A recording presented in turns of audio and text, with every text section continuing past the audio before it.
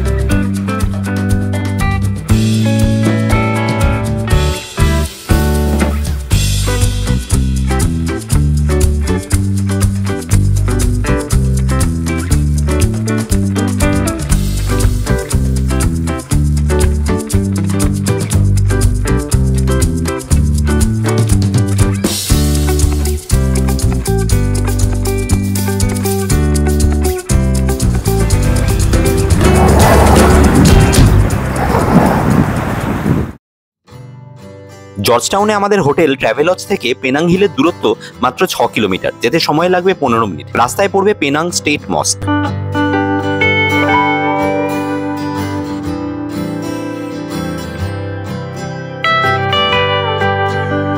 আমরা পৌঁছে গেলাম পেনাং হিল লোয়ার স্টেশনে। এখান থেকেই আমাদের উপরে ওঠার জন্য টিকিট নিতে হবে। ব্যবস্থা দেখে বুঝতেই পারছো যে পিক সিজনে এখানে কিরকম ভিড় হয়।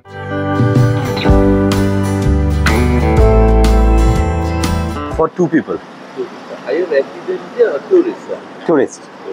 30 ringgit for each. 30 ringgit each. For up down, right? Yes, 2 ways. 30 ringgit.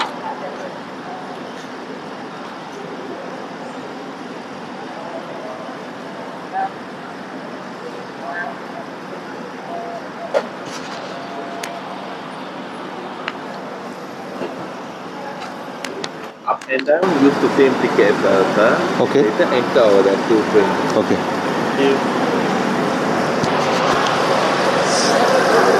So ticket purchase করা হয়ে গেল।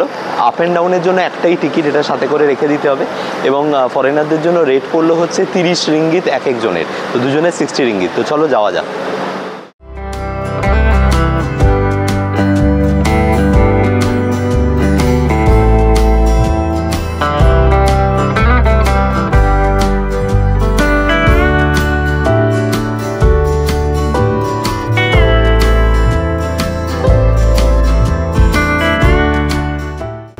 জানুয়ারি 1924 ব্রিটিশদের শাসনকালেই মালয়েশিয়ায় এই রেল পরিষেবা শুরু হয়।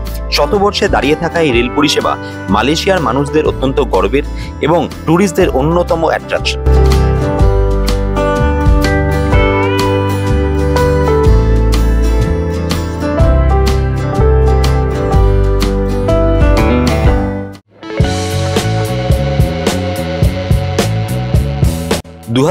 সালে এই রেল পরিষেবা নতুন করে ঢেলে সাজানো হয়। আধুনিক প্রযুক্তির কোচ নিয়ে আসা হয় এবং ট্র্যাক বসানো হয়। এর ফলে এই ট্রেনগুলির ক্যারিং ক্যাপাসিটি ঘন্টায় 250 জন থেকে বেড়ে 1000 জন হয়ে যায়।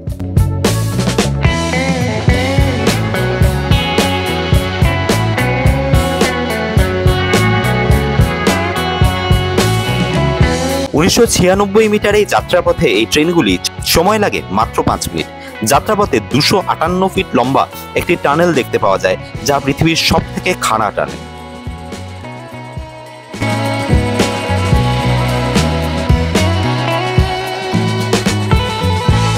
অবশেষে আমরা এসে পৌঁছলাম পেনাং হিলটপে। এখান থেকে জর্জ টাউন শহরের একটা প্যানোরামিক ভিউ দেখতে পাওয়া যায়।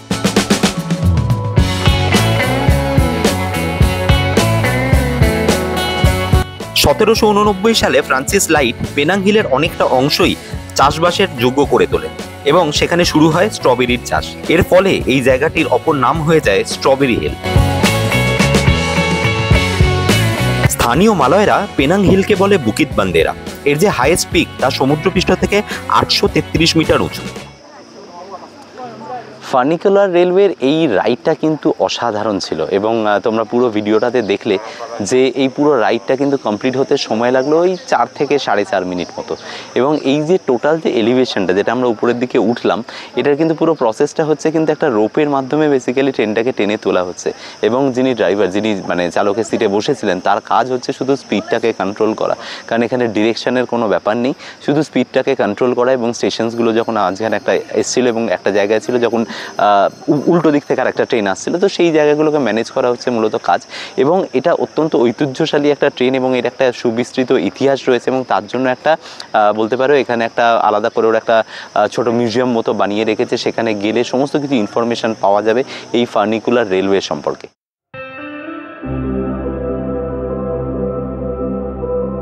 পেনাং হিলটপে আমাদের মূল গন্তব্য ছিল দ্য হ্যাবিট্যাট নামের একটি রেন ফরেস্টে। 1.6 কিলোমিটার দীর্ঘ এই ন্যাচারাল ট্রেলটির প্রধান আকর্ষণ লাঙ্গুর ওয়ে ক্যানোপি ওয়াক এবং ইনস্টাগ্রামে viral Curtis crest tree top walk.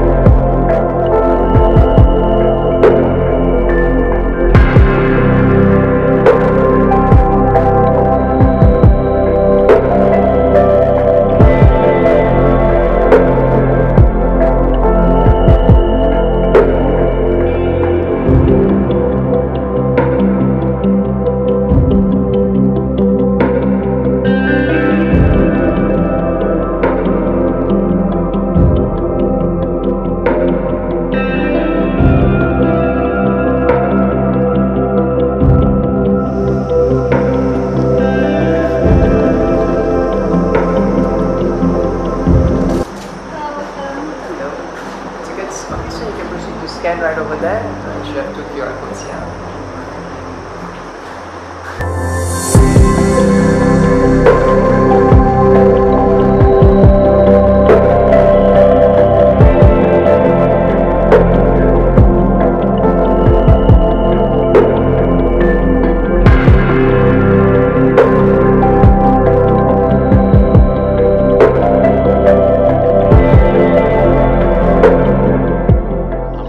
হ্যাবিটেটের ভিতরে চলে এসেছি এবং দেখো একটা খুব দারুণ ডিল আমরা অনলাইনে পেয়ে গেলাম, যেটা ক্লুক অ্যাপ থেকে আমরা এখন বুক করলাম। সেটা হচ্ছে buy one get one. Usually 947 rupees হচ্ছে এক একজনের এন্ট্রি প্রাইস, আর এখানে ওভার দ্য কাউন্টার যদি আমরা কাটি তাহলে 60 রিঙ্গিটস করে ওরা চাইছিল। তো আমরা দেখলাম যে আমি যখন অনলাইনে খুললাম ক্লুকের অ্যাপটা এবং ডিরেক্ট আজকেরই বুকিং পাওয়া যাচ্ছে, তো আমি ট্রাই করাতে আমার ওখানে দেখালো যে একটা স্পেশাল ডিল রয়েছে, সেটা হচ্ছে বাই ওয়ান গেট ওয়ান। তো 947 আমি দুজনের টিকিট পেয়ে গেলাম। এটা কিন্তু একদম স্টিল ডিল। তো এই জন্যে বলা হয় যে যে কোনো মানে তুমি এন্ট্রি টিকিট মালয়েশিয়া অ্যাটলিস্ট কাটার সময় একবার তোমরা কিন্তু অ্যাপটা দেখে নেবে। শুধু আগেই একটা জিনিস মাথায় রাখতে হবে যে আমাদের যে সেম ডেতে তুমি সেটা বুকিং করতে পারবে কি না, কারণ আমাদের কেএল টাওয়ারের ক্ষেত্রে কিন্তু সেই সমস্যাটাই হয়েছিল যে আমরা ভেবেছিলাম অনলাইন বুক করব, বাট ওখানে গিয়ে বুক করা যায়নি, সেম ডে বুকিং দিচ্ছিল না। দ্যাটস ওয়াই অনেকটা বেশি টাকা দিয়ে আমাদেরকে নিতে হয়েছিল, বাট সেটা কিন্তু কম্পেনসেট হয়ে গেল আজকের এইটা এরকম একটা স্টিল ডিল পাওয়ার পরে। যাই হোক, আমরা হাঁটা শুরু করে দিয়েছি হ্যাবিট্যাট, এবং এটা একটা বিস্তীর্ণ অঞ্চল জুড়ে একটা বলতে পারো যে ন্যাচারাল একটা হ্যাবিট্যাট গড়ে তোলা হয়েছে, যেখানে প্রচুর পশু পাখি এবং প্রাণী রয়েছে। তো তাদেরকে দেখা যাবে এবং এবং একটা দুর্ধর্ষ একটা বলতে পারে হ্যাঙ্গিং ব্রিজ রয়েছে। তো সেটার একদম পয়েন্টে চলে এসেছি। এবার তোমাদের দেখাবো যে হ্যাঙ্গিং ব্রিজটা কেমন দেখতে লাগছে।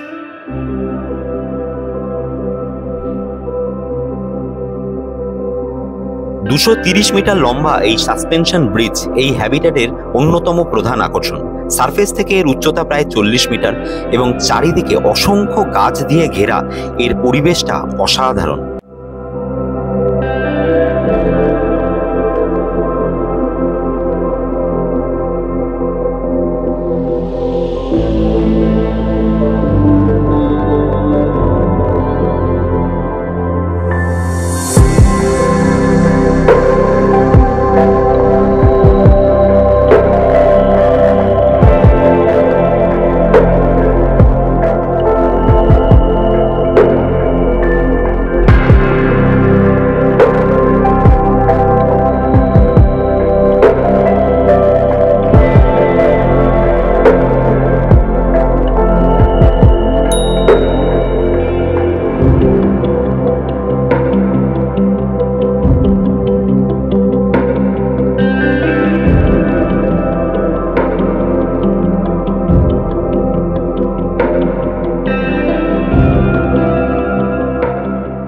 পেনাং হিলের উপরে এই যে তোমার হ্যাবিটেট এবং তার মধ্যে যে এই যে হ্যাঙ্গিং ব্রিজ, যেটা লাঙ্গুর ব্রিজ বলছে এরা, যেটার উপর দিয়ে আমরা হেঁটে এলাম এতক্ষণ, তো এই ব্রিজটা পুরোটা হ্যাঙ্গিং হওয়া সত্ত্বেও যেরকম সাধারণত হ্যাঙ্গিং ব্রিজে আমরা দেখি যে একটা অনেকটা শেক হচ্ছে, বাট এমন হচ্ছে যেন এটা দুলছে, সেই ব্যাপারটা কিন্তু একদম ফিল করা যাচ্ছে না।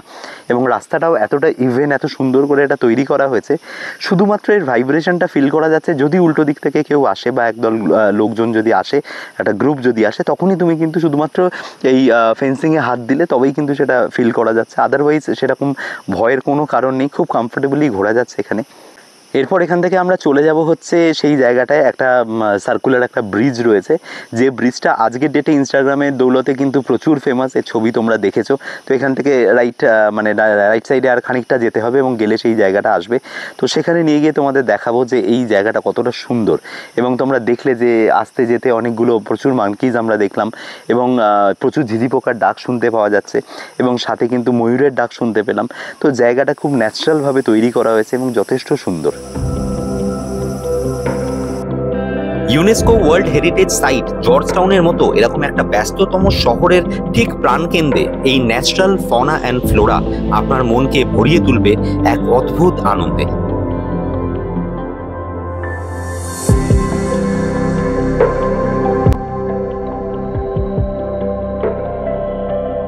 এবার আমাদের গন্তব্য হ্যাবিটেটের দ্বিতীয় আকর্ষণ কার্টিস ক্রেস্ট ট্রি টপ ওয়াকে, যা সমুদ্রপৃষ্ঠ থেকে 815 মিটার উচ্চতায় অবস্থিত এবং এই ওয়াকওয়ে পেনাং হিলের একটি 360 ডিগ্রি ভিউ দেয়। এই জায়গাটির নামকরণ ইংরেজ বোটানিস্ট চার্লস কার্টিসের নাম অনুসারে হয়, যিনি পেনাং বোটানিক্যাল গার্ডেনের ফার্স্ট কিউরেটর ছিলেন।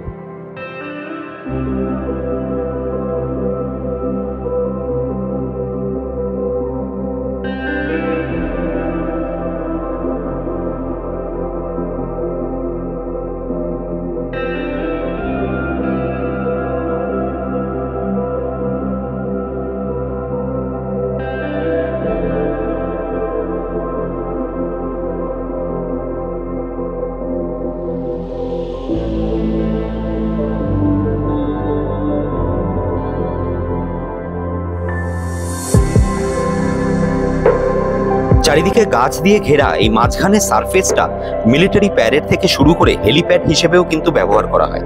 এবার আমরা যাব উপরের দিকে।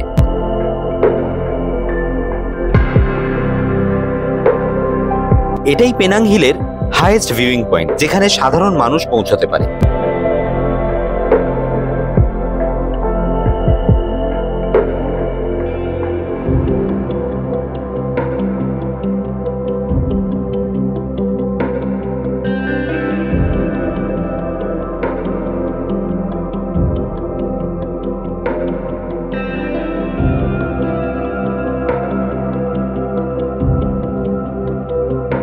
এর উপর থেকে ভিউটা এবার তোমাদেরকে দেখাবো।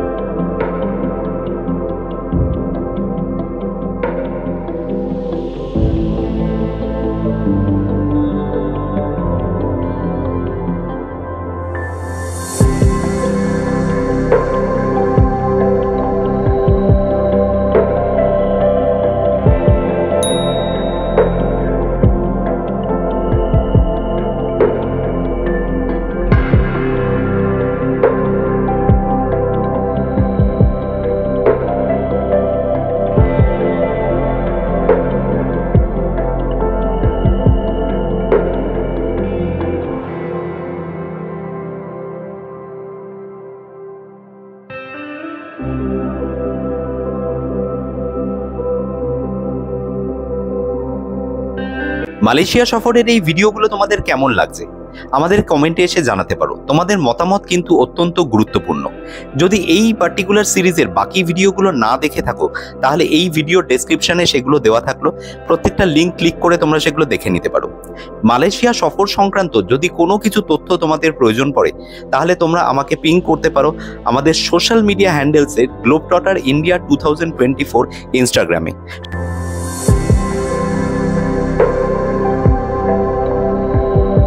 সেখানে আমরা আমাদের অভিজ্ঞতা অনুযায়ী চেষ্টা করব তোমাদেরকে উত্তর দিতে।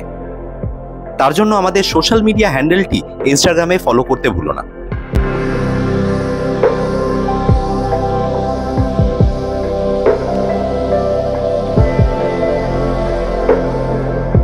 এই জায়গাটা খুব ইন্টারেস্টিং। হ্যাবিটাটে এসে যদি তোমরা কোনো স্পেসিস ডিসকভার করো তাহলে তাদেরকে এখানে প্রিজার্ভ করা হয়। দেখতেই পাচ্ছ এটা একটা পিট ভাইপার, যা অত্যন্ত বিষধর একটি র্যাটল স্নেক।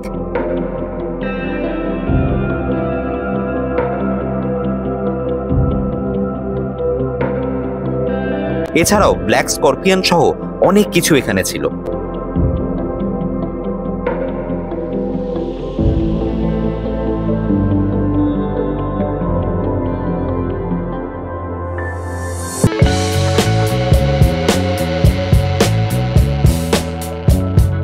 এরপর আমরা পায়ে হাঁটতে পারছিলাম না, তাই ফ্রি গলফ কার্ট সার্ভিস নিয়ে আমরা চলে আসি পেনাং হিল স্টেশনের সামনে।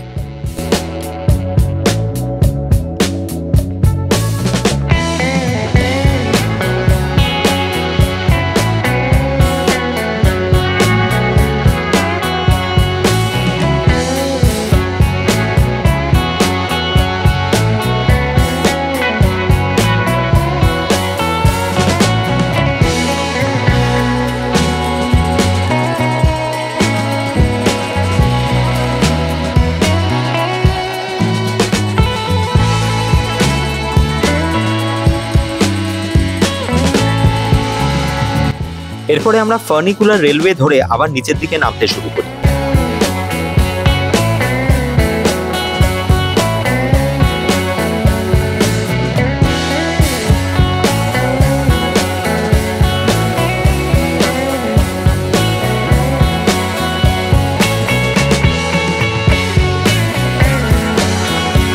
রাস্তায় পড়ে সেই টানেলটি যার কথা তোমাদের আগেই বলেছি।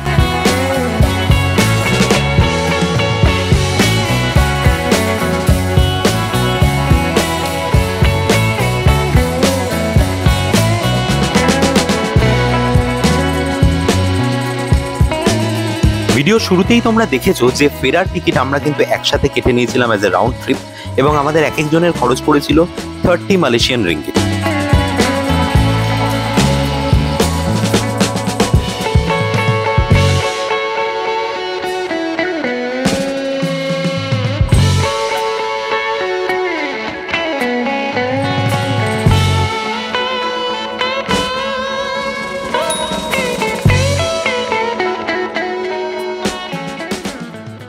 তো তোমরা দেখলে যে ফার্নিকুলার ট্রেনে করে আমরা নিচে চলে এসেছি, এবং এটা কিন্তু একটা মেমোরেবল এক্সপিরিয়েন্স ছিল। আর জাস্ট নিচে নেমেই দেখো এখানে একটা বলতে পারো যে মেরি ব্রাউন রয়েছে, যেটা মেনলি ওই কেএফসির মতো ম্যাকডোনাল্ডসের মতো একটা ব্র্যান্ড। তো সেখান থেকেই আমরা হালকা কিছু খেয়ে নিলাম এবং সাথে একটা জুস নিয়েছি। তো এটা নিয়ে আমরা এখন যে বেসিক্যালি যাচ্ছি গ্র্যাব পয়েন্টের কাছে, এবং তার অপোজিটেই রয়েছে হচ্ছে তোমার র্যাপিড বাসের একটা স্ট্যান্ড। তো সেটা বাসে যাব না, মানে আমরা অ্যাকচুয়ালি গ্র্যাবে যাব সেটা ডিসাইড করিনি, কারণ টাইমের উপরেও নির্ভর করছে। তো বিকেল 5টা আমাদের জর্জ টাউনে আজকে তৃতীয় দিন, এবং আমরা এখন ভিজিট করতে চলেছি কেকলক্সি টেম্পল। তো চলো দেখানো যাক তোমাদের।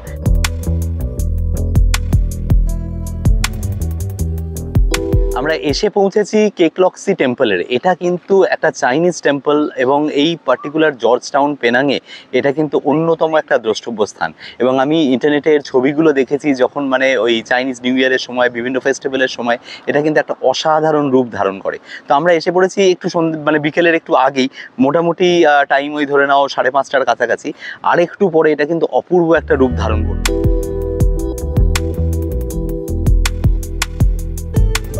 যারা সিঁড়ি চড়তে পারেন না তাদের জন্য কিন্তু এখানে একটা ইনক্লাইন্ড একটা বলতে পারো যে একটা লিফট রয়েছে, সেটা করে উপরে উঠে যাওয়া যায়, কারণ এটা পাহাড়ের অনেকটা উপরে আর কি।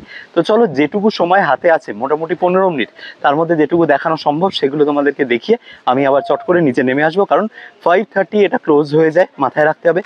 আর 2 নম্বর যেটা সেটা হচ্ছে যে বৃষ্টি আসছে, তো গায়ে অলরেডি ফোঁটা পড়ছে, তো হয়তো আমরা জর্জ টাউন পৌঁছতে খুব জোরে বৃষ্টি চলে আসবে। আর মালয়েশিয়ার বৃষ্টি আমরা একবার এক্সপিরিয়েন্স করেছি, প্রচণ্ড বৃষ্টি যদি শুরু হয় তাহলে কিন্তু 1-2 ঘন্টা কোথাও যাওয়া যাবে না। আমরা প্রবেশ করলাম মালয়েশিয়ার সবথেকে বড় বুদ্ধিস্ট টেম্পল কেকলক্সির অভ্যন্তরে। এর নির্মাণকাল 1890 সাল থেকে 1905 খ্রিস্টাব্দ পর্যন্ত বলা হয়।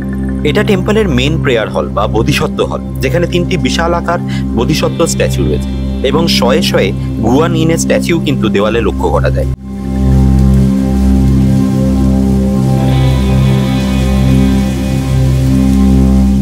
এই গুয়ানিনের আরাধনা শোনা যায় যে প্রথম ভারতবর্ষে শুরু হয়েছিল একজন পুরুষ দেবতা হিসেবে, গডেস অফ মার্সি। পরবর্তীকালে তিনি চীনের সবথেকে জনপ্রিয় মহিলা দেবতা হিসেবে পূজিত হন।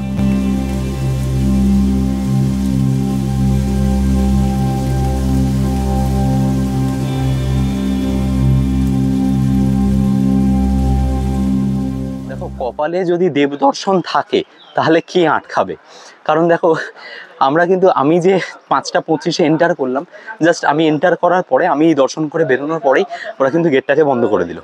কিন্তু 5:30টায় যেটা বন্ধ হবে সেটা হচ্ছে শুধুমাত্র আমাদের মন্দিরের ভেতরটা, কিন্তু এর যে নিউ প্রেয়ার হল বা প্যাগোডা যেগুলো রয়েছে সেগুলো কিন্তু বন্ধ হবে না।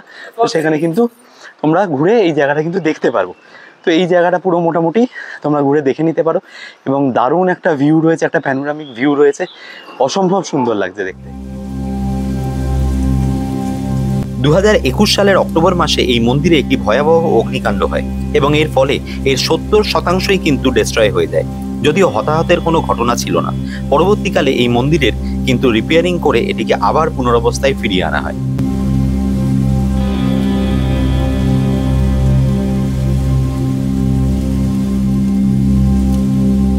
এটা টেম্পলের সেন্ট্রাল কোর্টইয়ার্ড।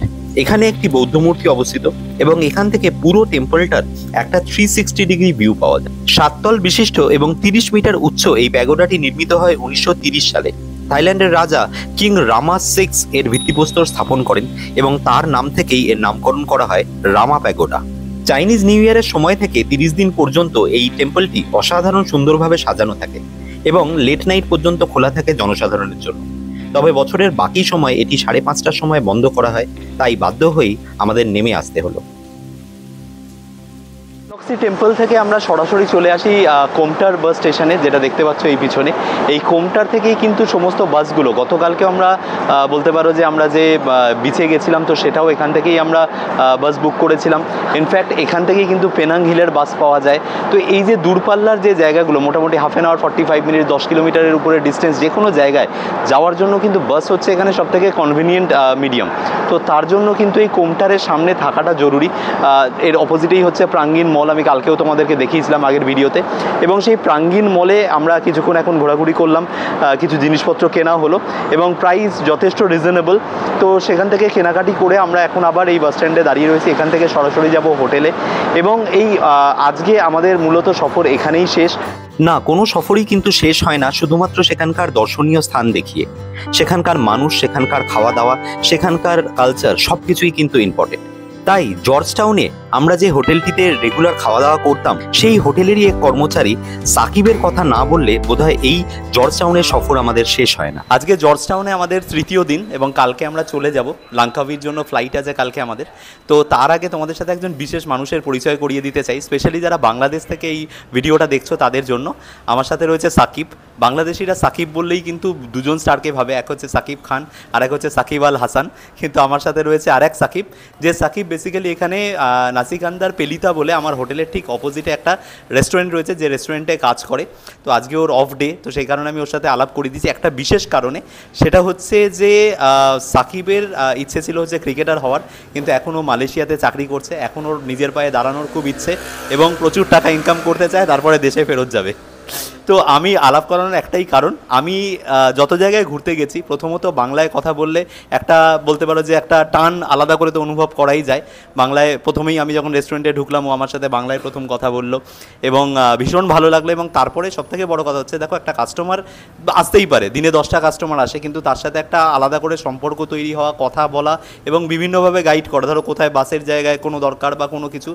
আমি একটাই হাইলি রেকমেন্ড করব, যারা তোমরা এখানে আসবে, মালয়েশিয়ায় আসবে, জর্জ টাউনে আসবে, পেনাংয়ে আসবে, নাসিকান্দার পেলিতা এই হোটেলে যদি কখনো আসো, একবার সাকিবকে হ্যালো বলো। সাকিব, কিছু বলো দর্শকদের, তুমিও তো বাংলাদেশেরই ছেলে। ওইটাই তো কি বলবো আর, আসবেন আইসা পেলিটা নাচিকান্ডা পেলিটা খাবেন, জিজ্ঞেস করবেন দোকানে আইসা যে এখানে যদি বাংলাদেশ হয়ে থাকেন বলবেন যে বাংলা কোনো ছেলে পেলে আছে কিনা, নিয়ে আসো, তাদের সাথে যোগাযোগ করব। বা জিজ্ঞেস করতে পারেন হিন্দিতে বা মালাই, সব ভাষার লোকেরাই এখানে আসে বেশিরভাগই।